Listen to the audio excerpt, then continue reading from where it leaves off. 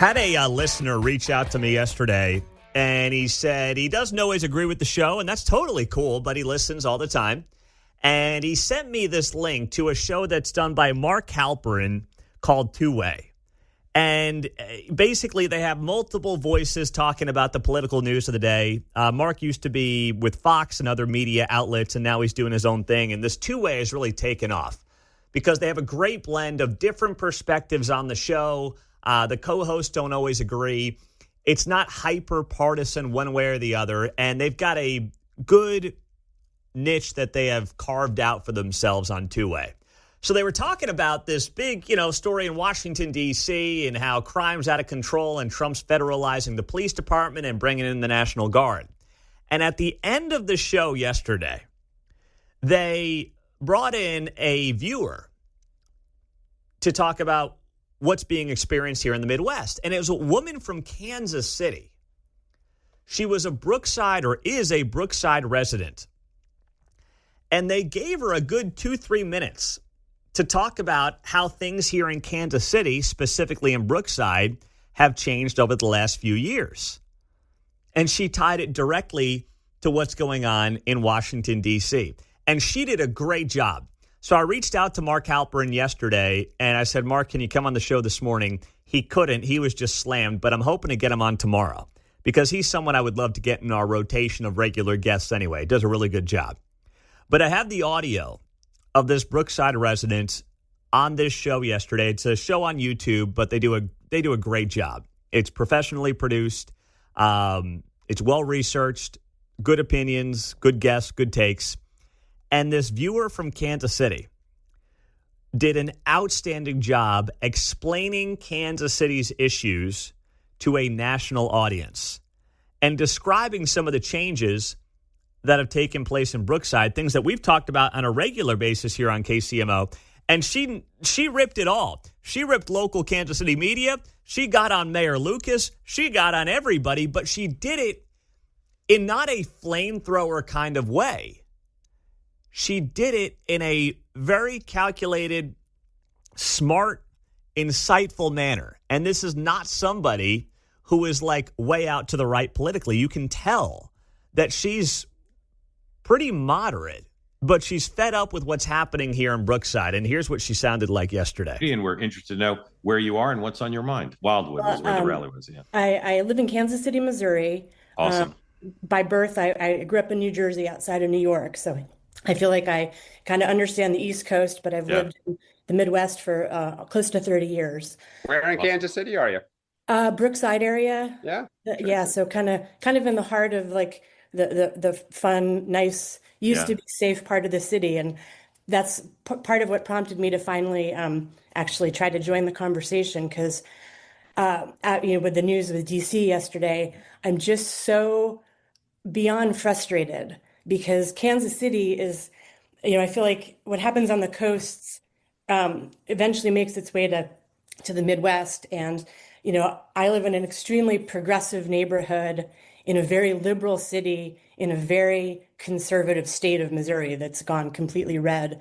So I feel like, a little bit of split personality in terms of understanding politics, but the city that I live in it's completely Democrat controlled, very progressive.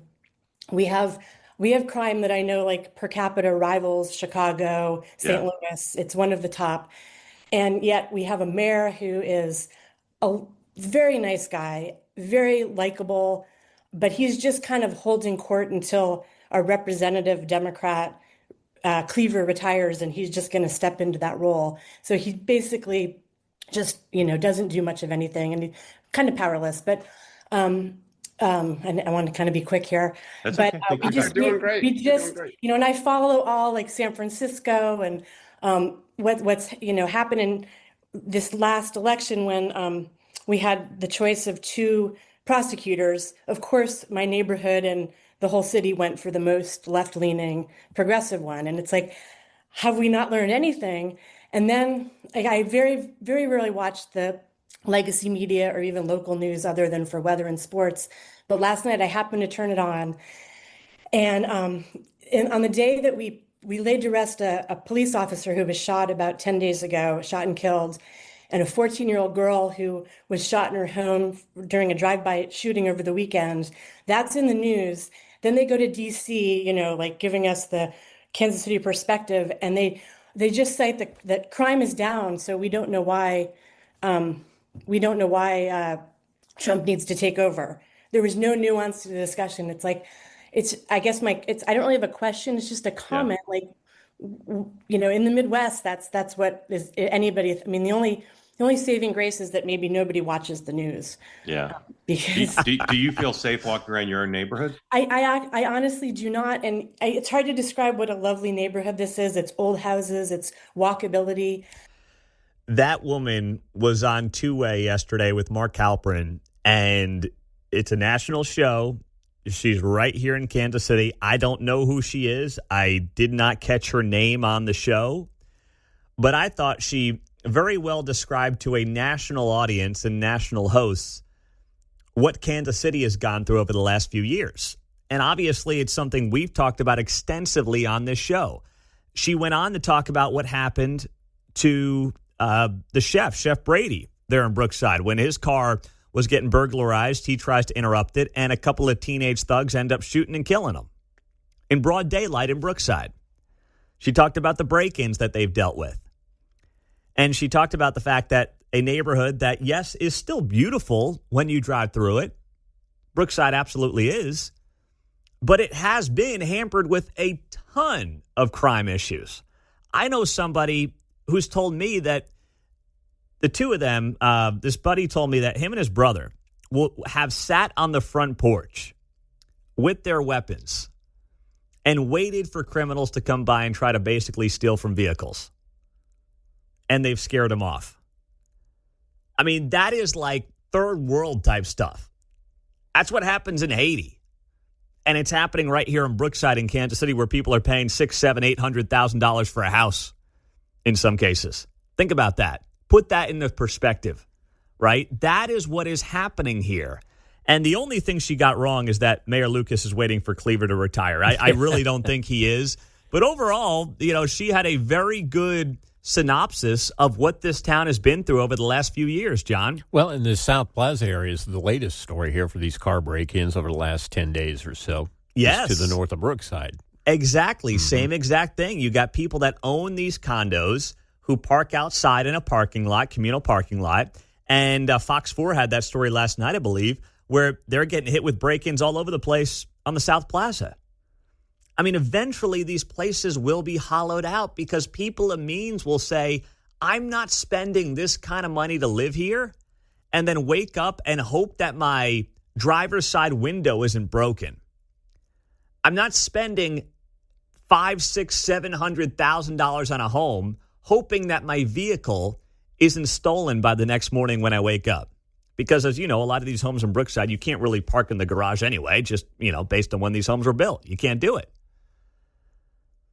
So to put that into perspective, to have now a national audience on that show, seeing the uniqueness of what's gone on in Kansas City the last few years, doesn't bode well for leadership here. I'll say that much. That's why the saving grace, as much as leadership in Kansas City doesn't like to talk about the Chiefs and the Royals, it's actually been a great distraction from some of the more serious issues that this town is dealing with that a lot of people don't want to touch with a 10-foot pole.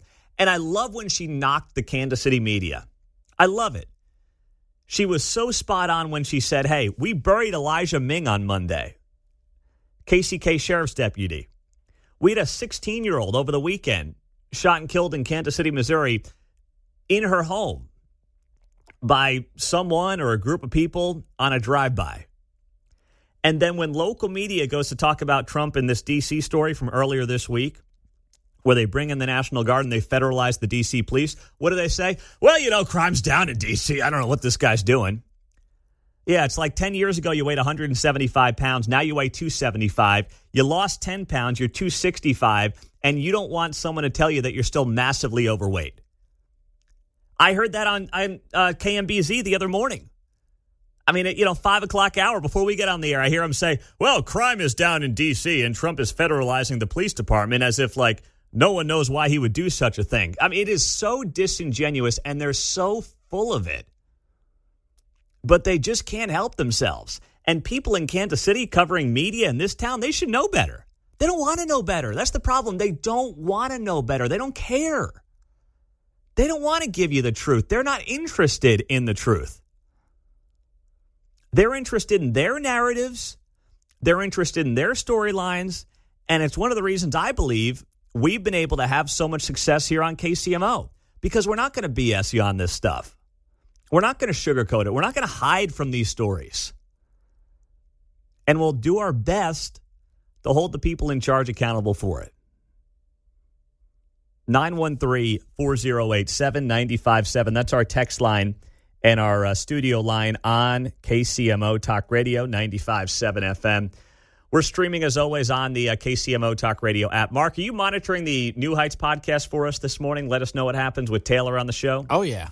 All right. Let me know if some big news comes out of that, okay? All right. Will Good. do. Thank you very much. You're on Taylor Travis duty this morning. All right, Mark? I know you're not going to put in for hazard pay for that. You love it deep down. It's fun. John wouldn't be very happy about it, but I know you would. So if that news breaks, we'll get it to you on KCMO Talk Radio, 913-408-7957. Yeah, South Plaza residents are reporting a series of car break-ins during the recent overnight hours. In fact, there were a couple of folks who were like, yeah, we've got an HOA. We pay for the HOA fee, but our cars are getting broken into, and there's nothing that local law enforcement is doing about it, and we're kind of at our wits' end. So they were talking to local media, and it's just the latest example on some of these crime issues that Kansas City continues to deal with. So whether it's Washington, D.C. or Kansas City, if you are thinking that the national conversation on urban crime is one that's going to once again hurt the president of the United States, you're completely out of touch with what many in major American cities have been dealing with over the last 5 years. Chris is in Blue Springs first up. Hey, Chris, you're on KCMO. What's going on? Oh, hey, Pete. Yeah, thanks for having me on and listen to you guys every morning on the way to work. Thank you. Yeah, that crime stuff. It's all, we have it in Blue Springs as well. For years, every so often you hear a bunch of random gunfire coming from like park areas or, across neighborhoods. But wasn't so long ago, my wife was taking a morning walk around our block, just right around the house. On that last little bit, she calls me, tells me some truck is creeping up behind her and following her. And so I'm jumping out of bed, throwing on whatever I can. And then she screams, he's cutting me off. And I was like, turn around and run. And I'm running down the middle of the street, barefoot, T-shirt, and a pair of shorts with my pistol, trying to get to her.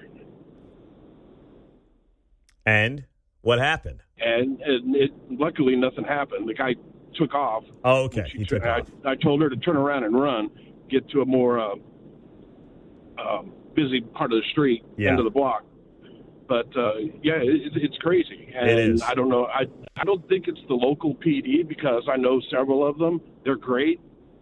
I think hopefully with the new Jackson County prosecutor, we'll get some of these people off the street instead of just slapping their hands and sending them home. Yeah. Chris, thank you, man. I appreciate that. And, I'm hopeful that Melissa Johnson, she can't do a worse job than Gene Peters Baker, but we're going to have to see some major improvements, and I will give her time to turn things around. I will. I think about when we lived at 6th and Broadway downtown, and this was pre-COVID, but I would walk Woody around the block at 4 a.m. sometimes, and, Kate would walk him early in the morning, and now we hear from people down there saying you would never do such a thing. Let's go to Frank in Overland Park. Go ahead, Frank. Hey, Pete, as always, enjoy your show. And that lady from Brookside, I just pray that I can only be a fraction as eloquent as she was. So here it goes.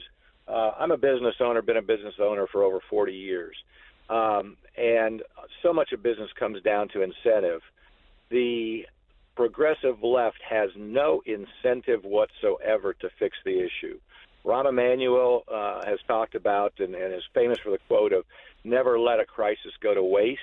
The progressive left is not incented to fix this because if it continues to deteriorate, they've got their crisis in order to seize more control. in business, you got to constantly be exerting effort to make progress, not to gain control, but to retain progress for clients, for the people we serve. And it's hard work. The left, in my opinion, is not capable of hard work in many, many cases. Thank you for that, Frank. Listen, there's definitely a political power play that is part of the conversation. I'll give you that. But I think for a lot of people, they just continue to believe that their methods are going to work, even though their methods are being tried all over the country, and there's very little evidence to suggest they're working anywhere.